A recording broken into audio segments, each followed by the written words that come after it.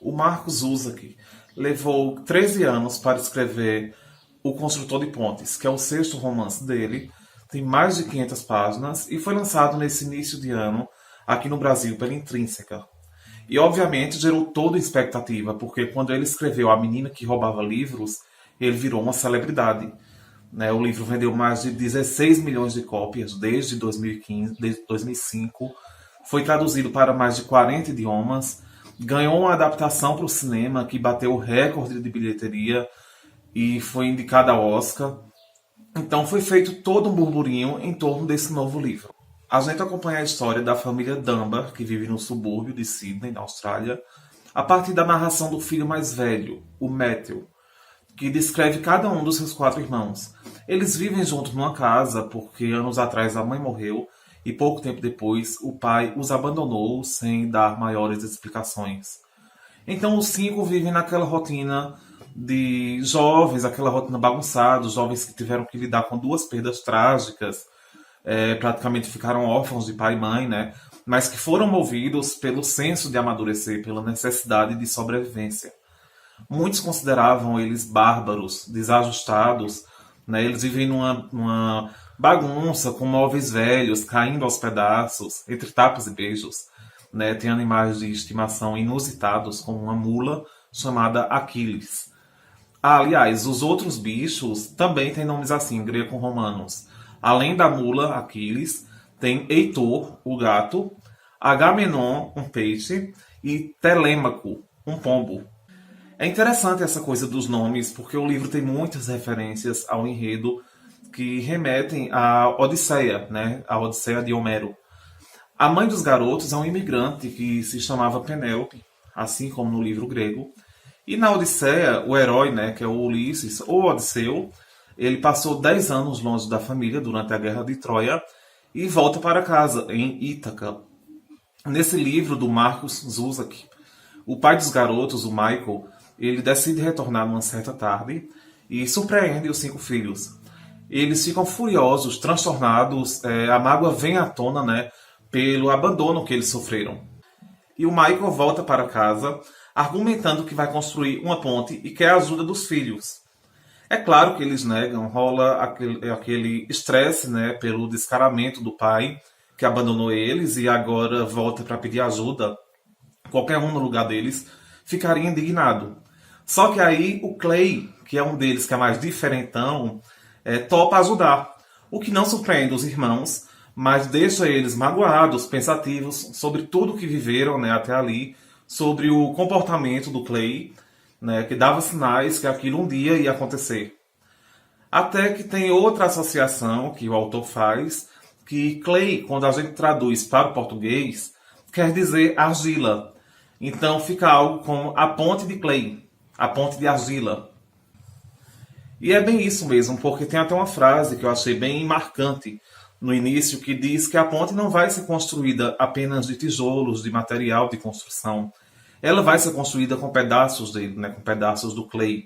No caso, pedaços dele, do pai e das lembranças da família. O Marcos até explicou sobre a narrativa, disse que um dos temas mais fortes é a ideia de que nossas histórias começam muito antes da gente nascer. Embora o Clay tente seguir adiante, né, para longe dos irmãos, a memória sempre o alcança.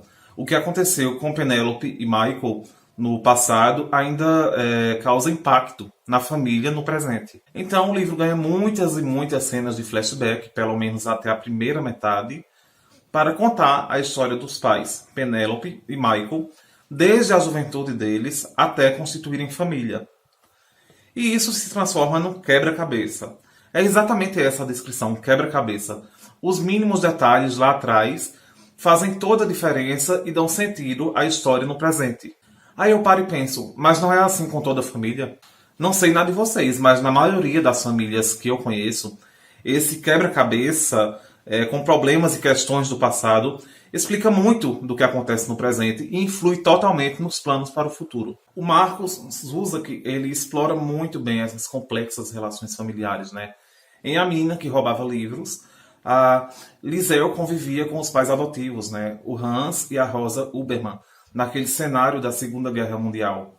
E em pelo menos outros 3 livros, A Garota que Eu Quero, Bom de Briga e O Azarão, ele conta a saga dos irmãos Wolff, num ambiente familiar com segredos e mágoas, brigas, pobreza, mediocridade. Já em Eu Sou o Mensageiro, o protagonista tem um pai alcoólatra, né, que morreu há pouco tempo, e uma mãe que ele acha que o despreza.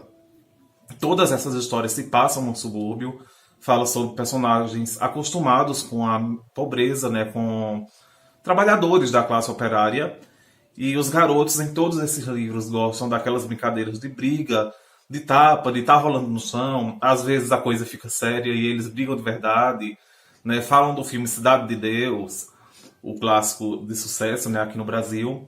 Eles batem um no outro, mas a gente vê que ali tem amor. E tem as tantas referências culturais. Por exemplo, Michelangelo, o grande artista plástico italiano, é o artista preferido do Clay e do pai. Eles falam sobre o conjunto de esculturas Os Escravos, que hoje está na Academia de Belas Artes de Florença. Né, são obras que o Michelangelo fez para o túmulo do Papa Júlio II, né, que mostram homens torturados, presos a correntes, só que na forma que ele moldou o mármore ficou tudo muito abstrato, muito fluido, né? Como se tivesse inacabado. Como se alguém tivesse que ir lá e dar algum outro toque, algum outro sentido. Ou como se faltasse algo daquela história, né, daqueles personagens da escultura, para que a obra fosse concretizada. E isso, claro, tem totalmente a ver com o Clay, com o pai, os irmãos, com a família Dunbar inteira, né? Tem a ver com as famílias em geral, que estão em constante evolução, que às vezes parecem algo desastroso, né, quebrado, rachado, faltando o toque de alguém mais sensato, um toque mais eficaz. Ou não, né? Ou que fica rachado mesmo e basta a gente afiar o olhar, enxergar além da rachadura, né? Para entender isso, para a gente entender que nenhuma família é perfeita. Né? Aquele modelo de família propaganda de margarina não existe. É ingenuidade achar que alguém acredita naquilo, porque é totalmente efêmero.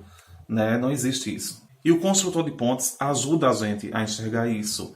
Se você tiver paciência de ler até o final, e eu digo isso porque a narrativa não é fácil, a primeira metade do livro é cansativa, ela é um pouco maçante, né? Você precisa se esforçar para acompanhar, para não perder nenhuma peça daquele quebra-cabeça que eu falei, né? A menina que roubava livros já não era tão fácil de ler, dividiu muitas pessoas, né? Mas despertou a atenção de muitos leitores pelo fato da morte ser a narradora.